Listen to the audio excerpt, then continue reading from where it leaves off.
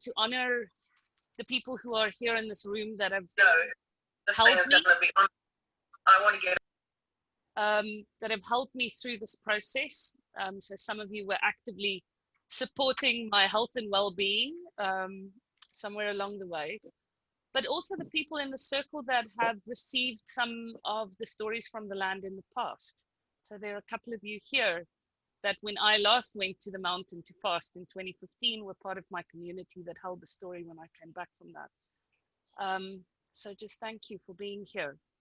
Now, a little bit about today and about what is intended here, and just a reminder, if you're in the room, maybe just mute yourself. We lots of people here, so mute yourself so we can all share the sound quality together. So the invitation you all said yes to was to come and hear more about the Global Vision Fast, which happened at the beginning of September. We're a group of people who all do vision questing, being on the land, vision fasting work together. And some of us have never met, but we're all, let me just mute a little bit here.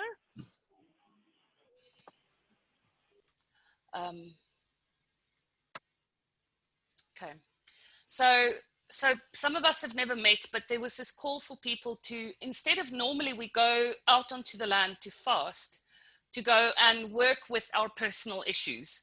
So it's a beautiful rite of passage, and it's an amazing process. But this time we did not do it for that reason. We all went onto the land on the same 5 days to go and listen to the earth. And so for the first time in for those of you who know me from the Enneagram community know that I'm an Enneagram 4, and often I have my my personal issues quite front and central, and maybe I'm slightly addicted to those. And to actually go onto the land for very different reasons that had nothing to do with me, and to try to actively get out of the way for 5 days was maybe one of the most liberating experiences I've ever had in my life. So the way in which I thought to do this today is I want to just share a little bit for those of you who are not familiar with the vision fasting or vision questing process, what that is. And then I want to share a little bit more about this specific quest and the community within which it happened and what I learned from that process. And as I do that, I guess an invitation for all of you here on the call to ask yourself, what made you show up for this? What part of you is listening here? And to just be in conversation with that as I share some of the story today. Towards the end, I will give an opportunity of 10 minutes or so for people to just share some of their reflections and to mirror back some of what you heard here. So know that that's an open invitation to listen from that space. So those of you that are not on mute, just an invitation to mute so that we preserve the sound quality here. So I want to start this by sharing part of a poem from the poet Antonio Machado. He says, "Pathmaker, there is no path. The path you make is the path you make by walking. Pathmaker, there is no path. The path you make is the path you make by walking." I think as a metaphor for this time, 2020, this time in history, this time on the planet, maybe in particular, this time in my life as well, seems to be a very apt poem.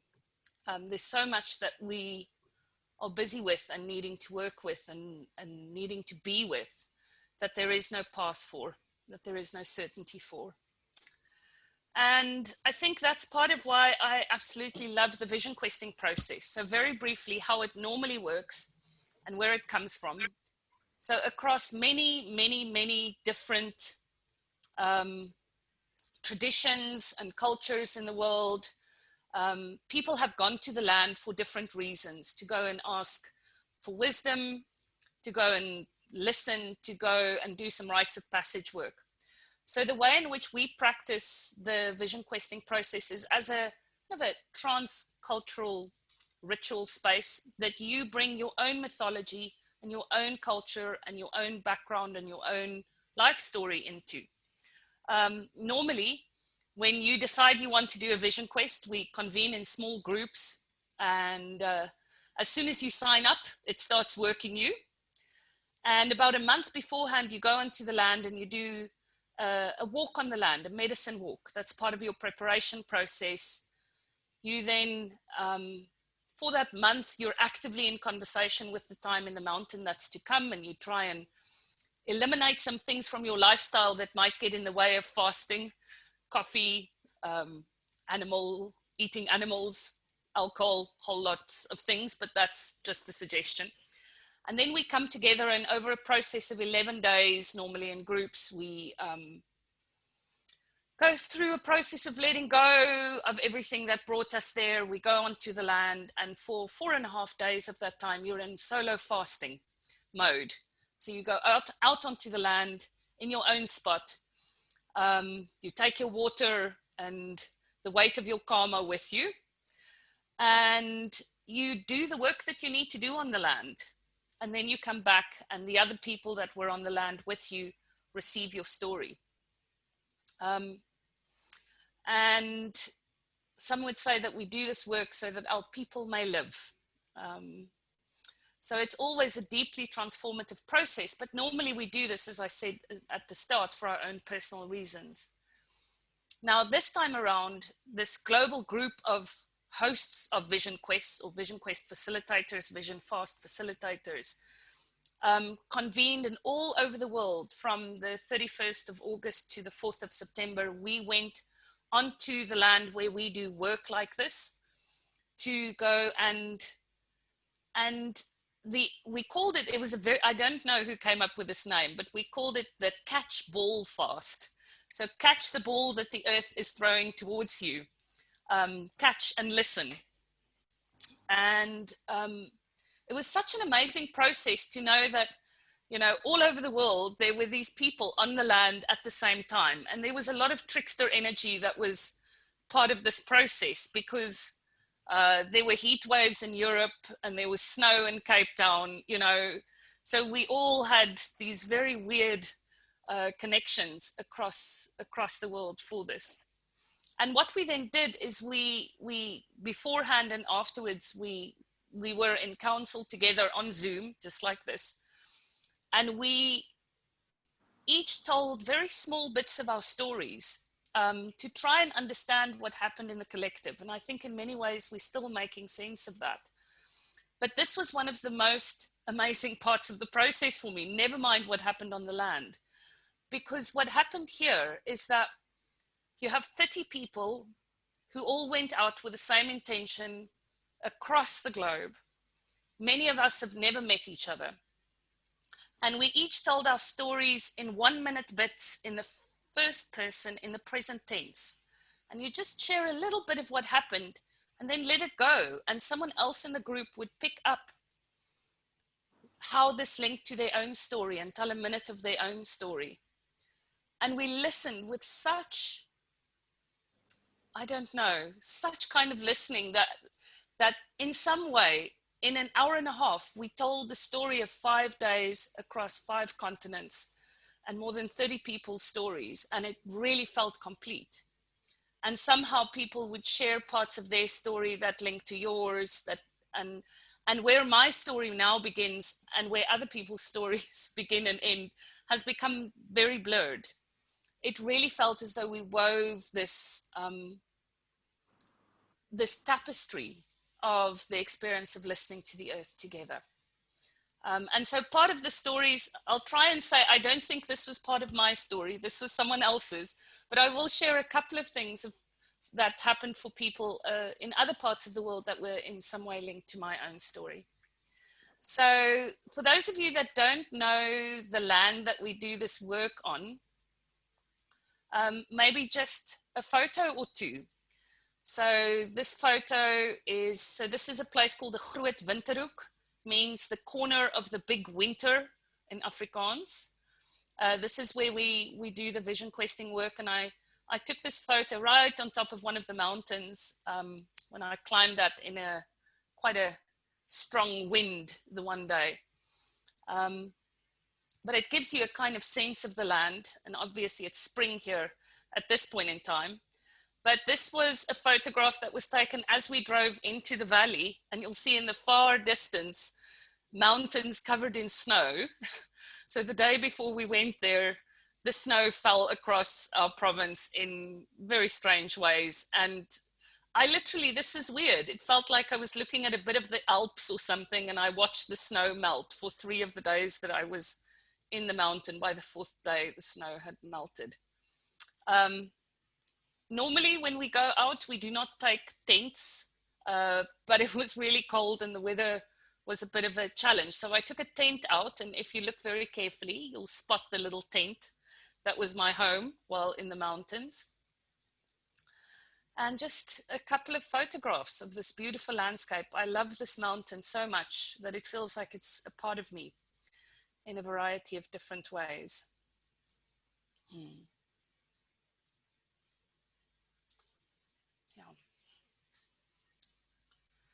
So some things about the physical experience. I already said that the snow was there, the wind, it was icy in the mountains for 3 of the days that I was out. And this process of listening to the earth and then having to watch the snow melt was deeply provocative for me, because it really felt as though it's like a time-lapse, sped-up story of global warming in some kinds of ways. And so to be in conversation with that was sometimes really, really hard, and sometimes really beautiful, because part of what I realized is that the earth is always changing. I mean, you look at those mountains and you see the crow's feet of, you know, years and years of erosion and boulders breaking down in that mountain. And here we have the sense of somehow our human lives being so central and so part of it. And yes, in many ways, what's happening right now to the earth has a lot to do with the conversation that humanity and the earth are in together. But it's not as though the earth was stable and then all of a sudden we came and changed it. We're just part of this current cycle of change, and we're causing a lot of the change. But that part was also in some way, yeah, felt quite comforting to know that we're just part of the cycle of change in many different ways. Many years ago, I got as a birthday gift a reading with a Sangoma here in South Africa, Colin Campbell, that I really treasure. He's an amazing man. And in that reading, he said something to me about being all fire and earth and really being disconnected from water and air as elements. And the interesting thing about this specific time on the land is it felt like I got back into a relationship with water and air in ways that I could not have imagined. So this has been a very wet winter. Those of you that are here in the Western Cape will know our dams for the first time in 5 years are almost 100% full, and we've come through all those droughts. The land was drenched. I mean, sometimes when you go to the mountain, we say, stay away from the river will be a distraction. There was no way I could stay away from the river. The land was wet. I walked around in gumboots for 4.5 days. There were rivers and the water was just bubbling out of the earth. It was so amazing. There was lots of rain as well, and there was lots of wind. So in my little tent, just imagine for a moment, late at night, for the 4th time, having to get out because these gusts that came through at 60 kilometers an hour, blowing my little tent over, and it's literally over my face. And my rain sheets come loose again because the earth is too wet to hold anything. So it felt like even when I tried to sleep, I was in conversation with these elements. And lying on this tent, listening to the rain, and at some point you don't know if it's actually the sound of fire crackling or whether it's the rain itself. By day 4, I had it down pat. I had the biggest rocks you can imagine on top of my tent pegs, just to make sure that the tent didn't go flying again. But Stuart, whose tent I had, thank you, Stuart, you saved my life. So Stuart's little tent really reminded me how vulnerable we actually are as human beings. I was the sense of, before farming, we were wildlife. Humans were wildlife. And now we've evolved so far and so much that somehow we can't be in the elements in this kind of way. Human needs tent. Human will be in big trouble without tent. I felt that so many times. So just this sense of our own vulnerability, which is so good to be reminded of. I also had the sense of lying in this tent in one of the storms that we had. And I thought, this is the closest I'll ever be to being an Arctic explorer. And I'm very glad I'll never be an Arctic explorer, but just getting into the story of some of those crazy people who went and then trekked across the South Pole. And I really had this big story going on around how crazy that is, to go and plant a flag and claim a part of the earth for a country, and the Norwegians and the English all trying to get to the South Pole first.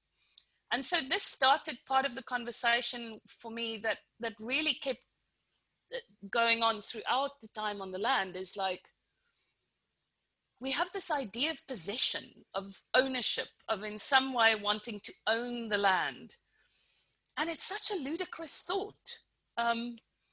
But what then happened for me is, towards the end of my time in the mountain, I listened to myself starting to think about this piece of the mountain as my part of the mountain.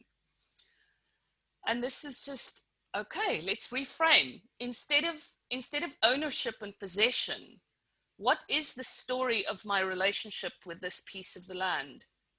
And the part that came to me was that actually I can rather say I've been intimate with the land here.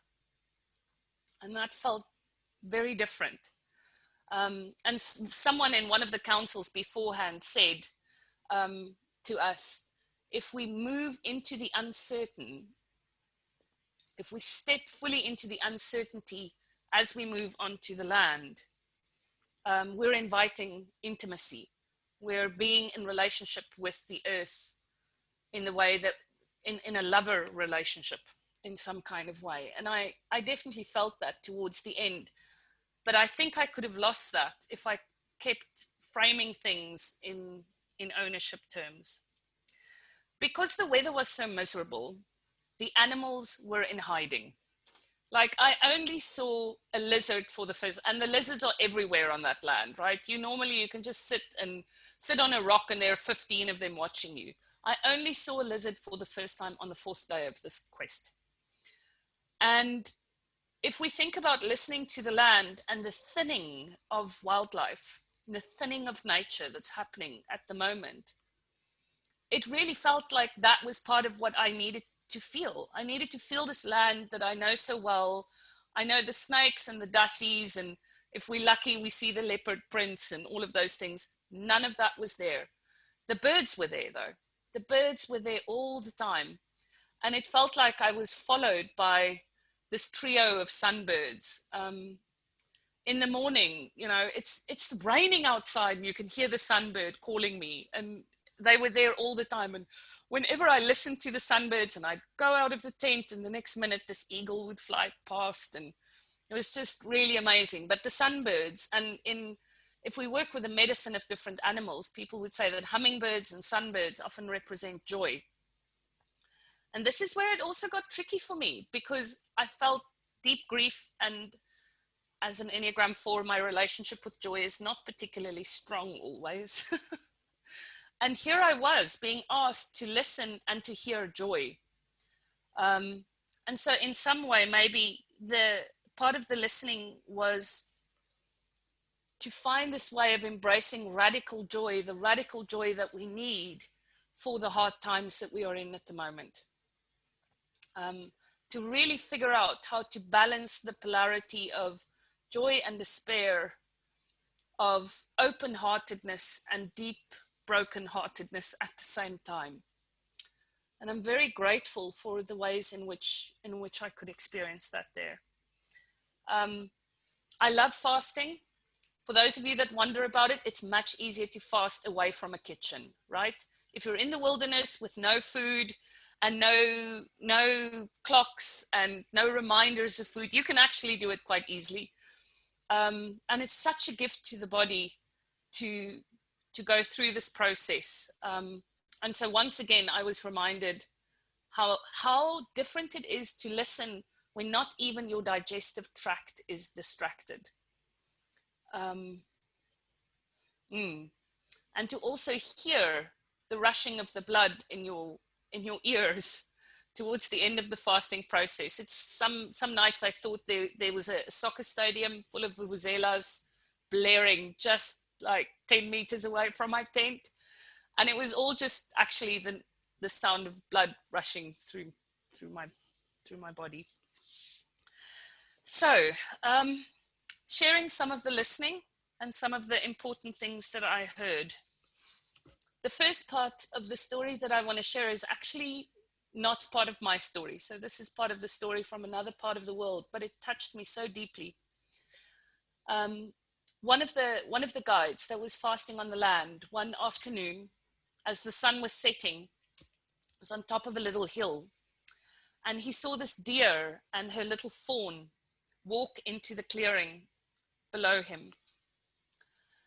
And the deer was stately. I mean, she was beautiful. She walked in a straight line with grace, with her head held up, almost a manifestation of some kind of regal adult energy.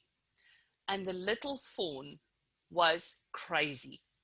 He was running around in big circles, this way, that way. He did not stop.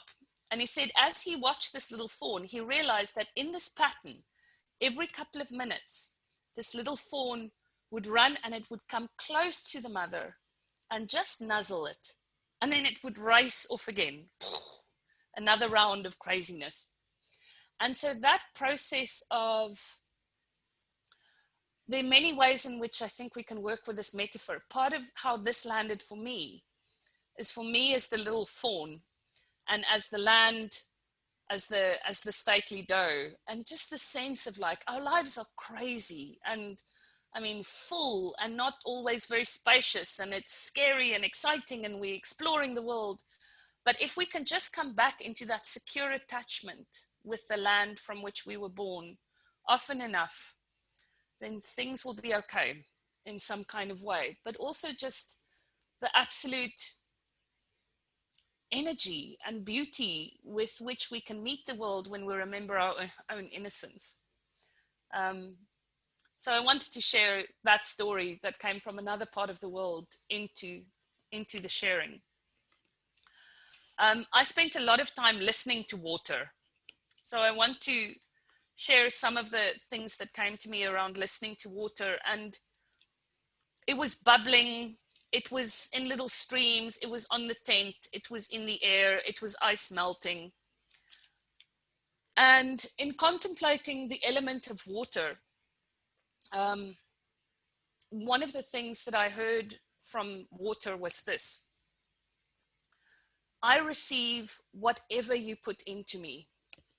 Whatever I run through and over, I absorb the messages of air and earth and fire and all my water brothers and sisters. What would happen to you humans if you drank of each body of water you crossed?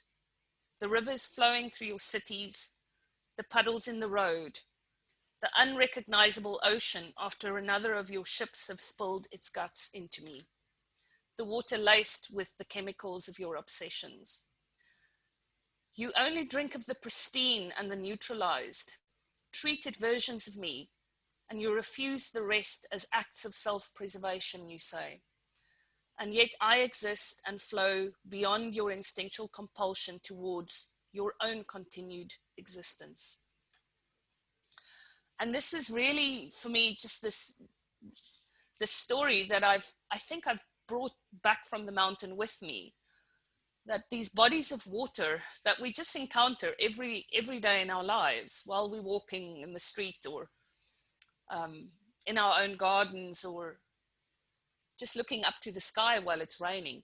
What if we took in as much as water takes in all the time? And there's so much crap that water can't refuse. That's not the nature of water. And it's part of that separation between us and the elements that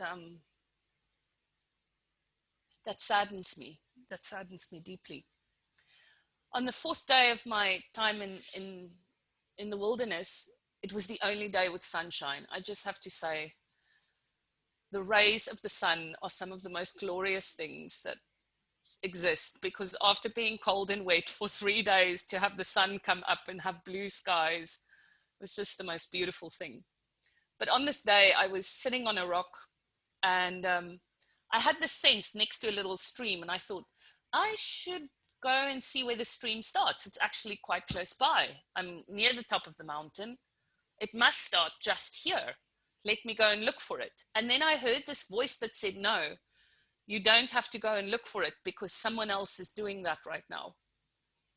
And so I didn't go and look for it. And when we came back into council, one of the other guides, another South African facilitator, came back and told the story of going to look for the source of the river, where she was at, in a place called Gifberg, Poison Mountain.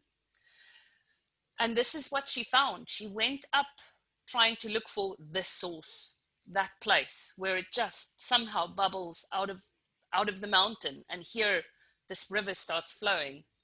And as she was looking for the space, she stepped over all these seeps and little bits of water, and she kept going higher, and right at the top there was no source. And she realized that the source was actually all these small things that were all around, that she kind of disregarded. And so I think that's such a beautiful, beautiful way of just also connecting into the idea of the collective, the small efforts that make the big stream, as opposed to trying to find the one big thing. And I think there's so much of change and transformation theory that also just works in tune with that in some way. I also listen to the wind quite a lot, the element of air. And the air was quite violent a lot of the time that I was there, with these gusts of wind and howling wind and blowing wind and storms. And I asked the wind what it wanted me to hear and why it was blowing like that. And the wind kept saying, I'm trying to clean myself. I'm trying to clean myself. And the more humanity thickens, the more I need to blow in order for me to get through all that crap in some kind of way. And I heard in many ways both the gentleness of the wind saying, if you can make yourself small enough, I'll play with your hair. And then the big wind that says, I'm mad, I'm angry, I want to blow humanity down like the big bad wolf in the Three Little Pigs story. I want to blow through humanity. I want to break things. And so, and you get in my way, and your airplanes try and go against my currents. How does this work, you know?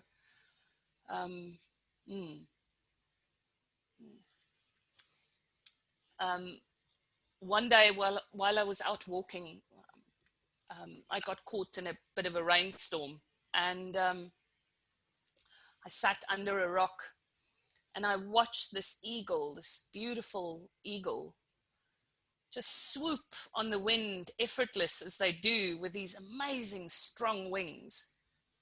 And it flew right into the storm. It didn't try and go out or around. Like wherever the storm seemed most intense, it just went right for that and right into that. And so I heard something about being courageous enough to go into the eye of the storm.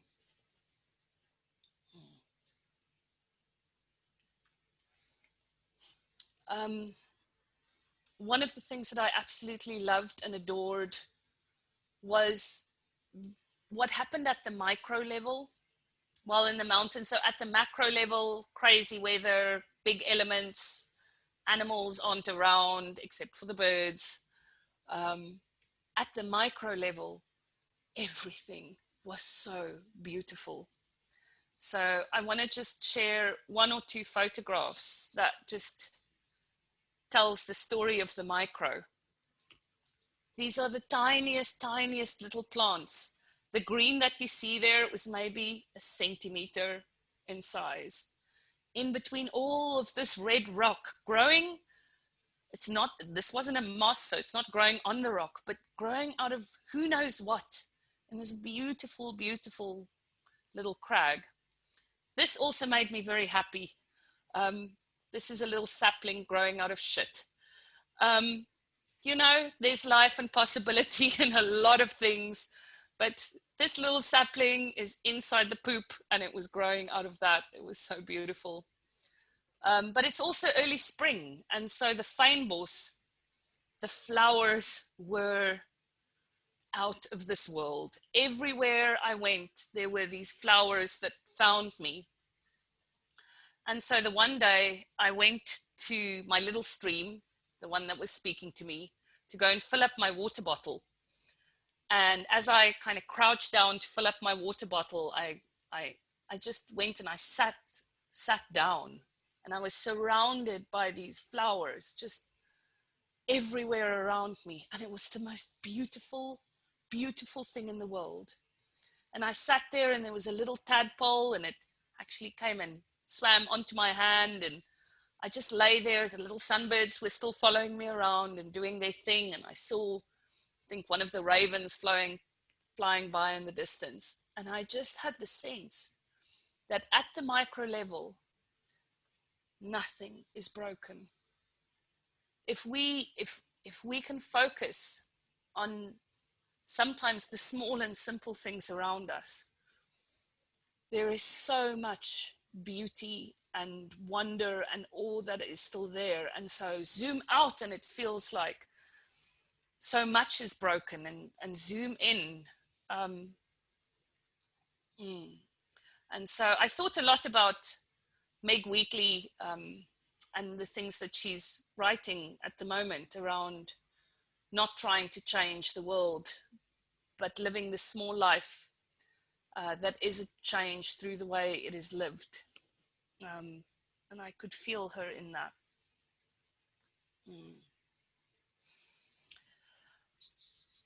The rest of my listening had a lot to do with listening to humanity and nature competing in many different ways. The one night I was lying in my little tent, and the moon, which was close to full, was setting. It had come through the clouds, probably early morning, 3-4 o'clock in the morning. And it was making these light shadows and shadow puppets on the side of the tent. And there were these reeds, these restios, that were bobbing around in the wind with the moon shining through them. And they created this shadow puppet theater for me. And it played out the story. One of the things that the image just broke my heart.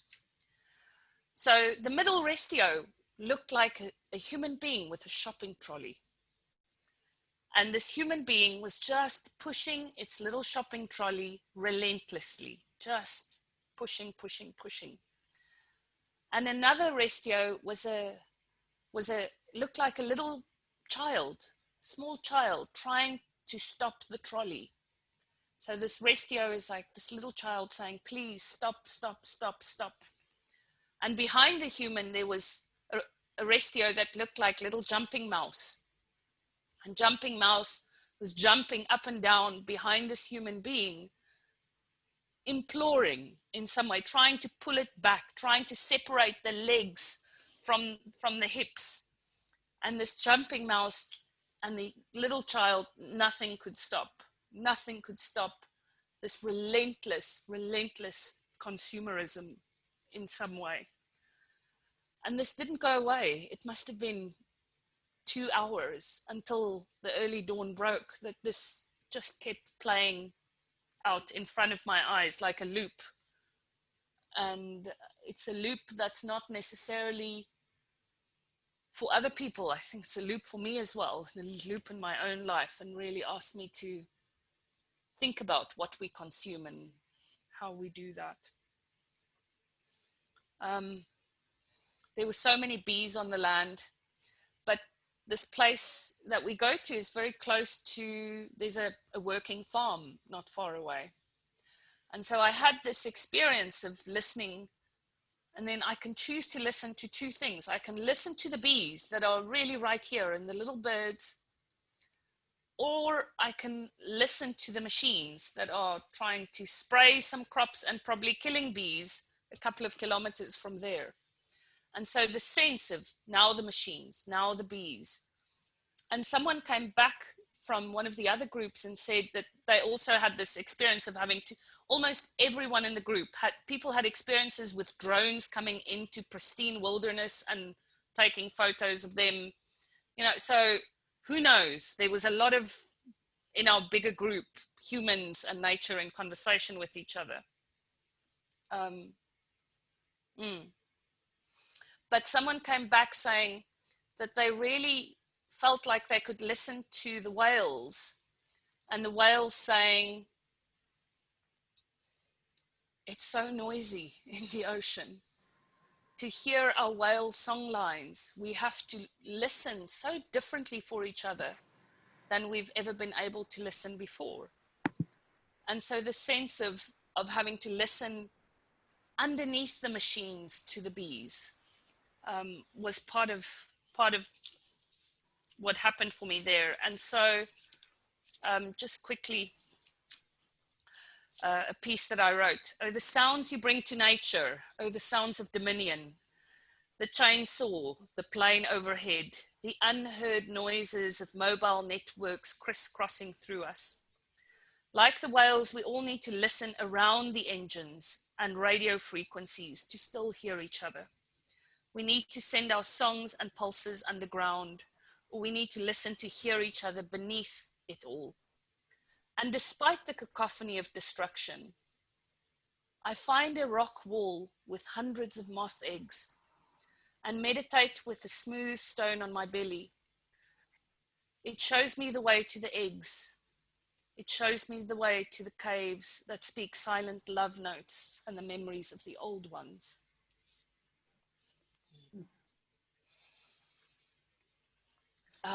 On the last night, I did an all-night vigil. It was the only night that I was out without my tent, because it was the only night that I could be out without a tent. And I slept under the stars. And it was, and I'm sure many of you have had this experience recently. I remember as a child lying and trying to find the one satellite that would cross the sky in the night. And I lay there, and at times I could count 10, 12 satellites just crossing the sky, crossing the sky. They're everywhere. We're everywhere. Space junk, more than the stars. And it created this weird sense of dimensionality, because you watch the human things move, and all the stars out there seem to be static. But it got too much for me. And so after being very silent for many, many days, I shouted profanities to the sky. And I shouted, fuck the satellites. And as I shouted this amazing, it's the only shooting star I saw, shot across the sky from the west to the east as if it were an exclamation mark. And it was just, yeah, fuck the satellites. And of course, I was very grateful for them when I got out of the mountain and I could check in with my family, which is part of the dissonance, I think, of this way of listening. So maybe some takeouts from me, and then a final piece, and then some of you that may want to just share and mirror where this has landed for you can do so in the last couple of minutes. Since coming back from listening to the land, it really feels as though there's a part of my addiction to things being broken that's been put to bed slightly. And I'm very grateful for that. I came back with a sense of solidity, of mountainness that this deep listening has gifted me with. And I really, yeah, I really want to hold that as dear and precious. I wouldn't say that I've often experienced myself as solid, and I do now. The sense of radical joy for hard times. I bastardized some Antonio Machado some more in the mountains, and it goes like this. Last night as I lay sleeping, I dreamt, oh marvelous error, that there were birds here in my heart, and their song reverberated through me, turning all the despair into joy.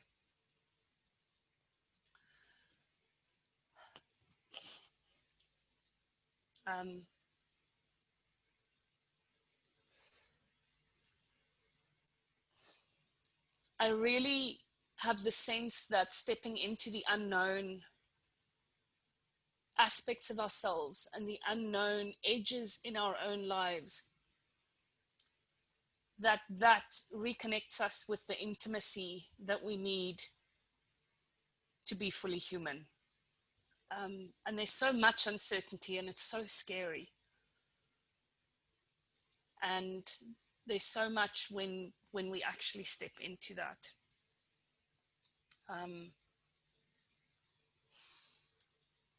Part of remembering this intimacy and joy brings me back with this renewed sense that part of what I need to do on this earth, and what many people need to do, this is not a thing of specialness, there are as many of us as can need to do, is to find ways to reconnect with the joy that we feel inside ourselves when we are in intimate relationship with land. And that part of what might help us not break the earth too much, maybe even more so than PowerPoints and stats about the destruction of the earth, is the joy we all feel inside us, and that rekindling of our wild, feral selves in relation to the earth.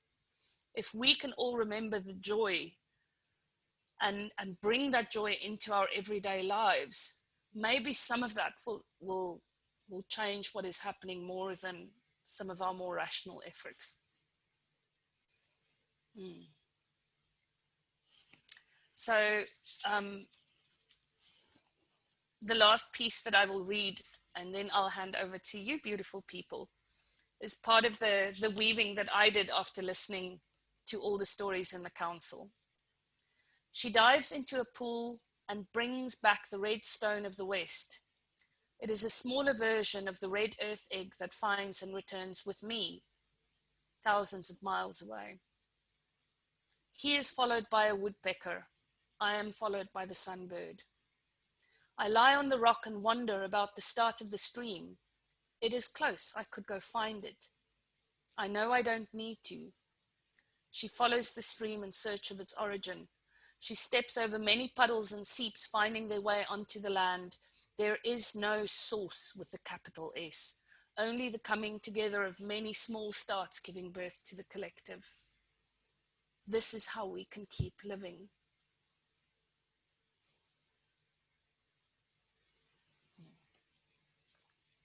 We fall in love again.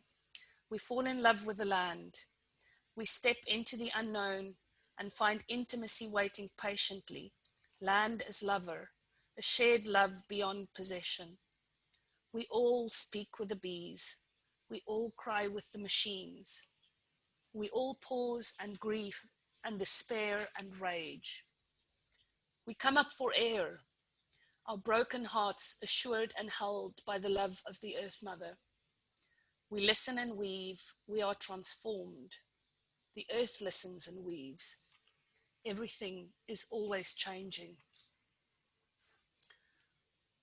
There was this moment on the last day in the mountain before the all-night vigil where I was sitting right on a high ledge, And as ledges do, sometimes you can get into a conversation around what it would be like to jump off it. And I took a good look at the ground underneath and thought that I'd probably be okay, but in deep trouble with a lot of people that care for me if I jumped off and tested my theories. But that last night, I sat in the circle surrounded by stone people, rock people, and in the middle was this big heart that looked like it was torn in the middle.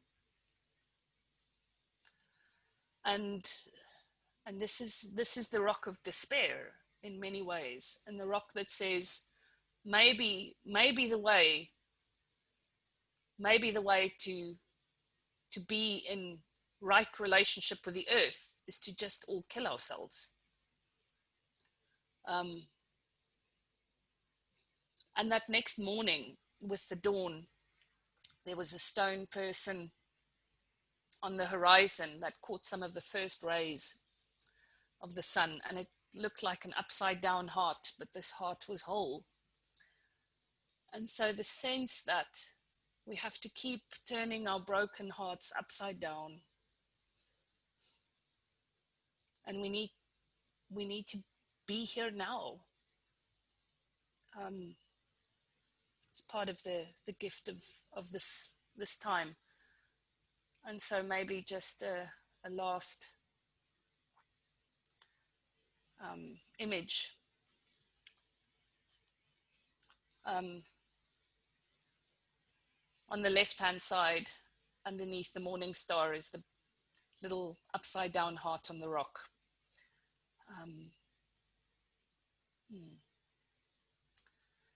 So as I came out of the mountain, I'm unwilling to go and eat again because it's always so beautiful to not eat. I walked towards where my teacher Judy was also fasting through her 69th birthday. She was also on the land. And as I near that spot, the farmer starts up his machines and starts spraying clouds of poison over his trees. I walked back into the poison spray. And the joy didn't leave me. It's still here. So thank you very much for listening. Yeah, that is my story for today.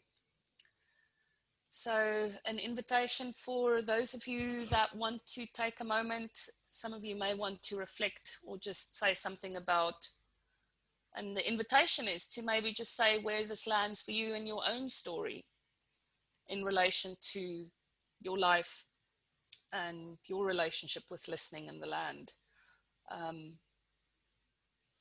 If anyone wants to just take a couple of moments to share, you can just unmute yourself and do that.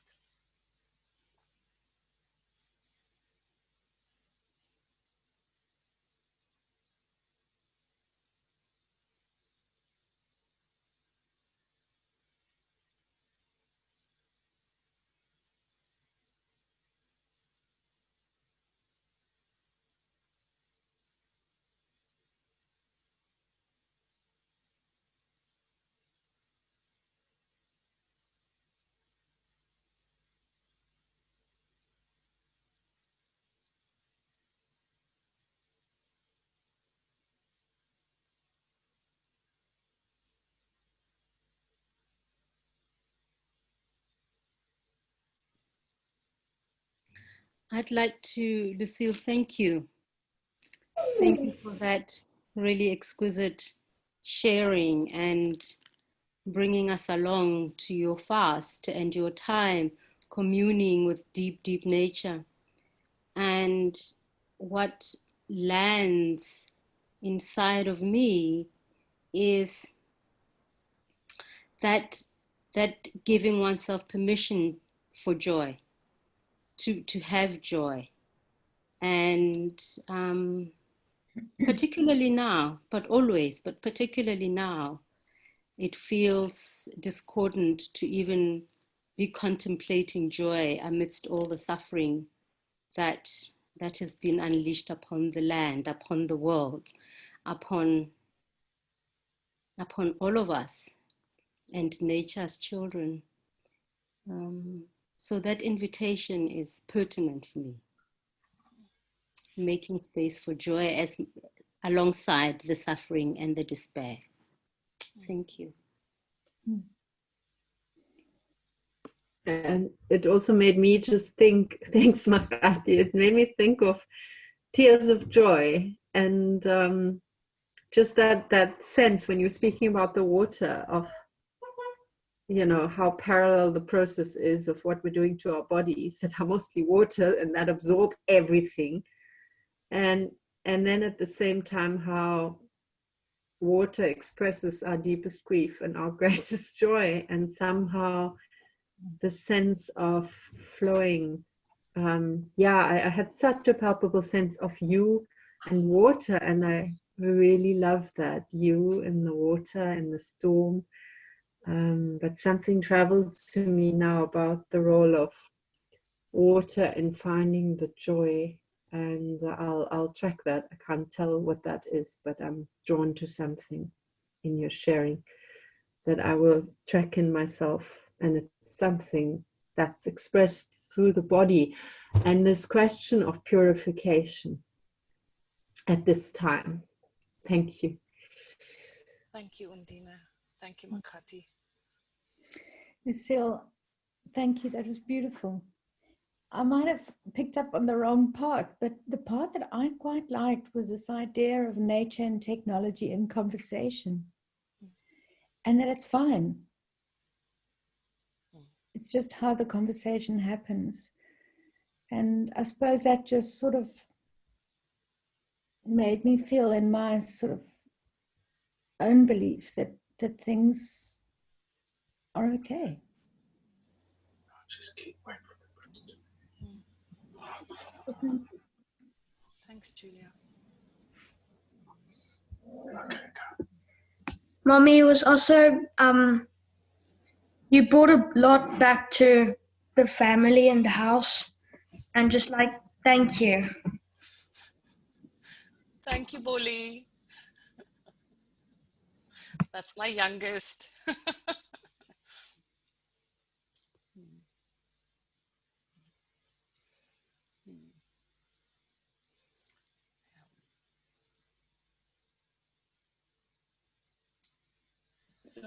Lucille, from my side, wonderful. Thanks for sharing. And I think what a privilege to be there with Judy as well.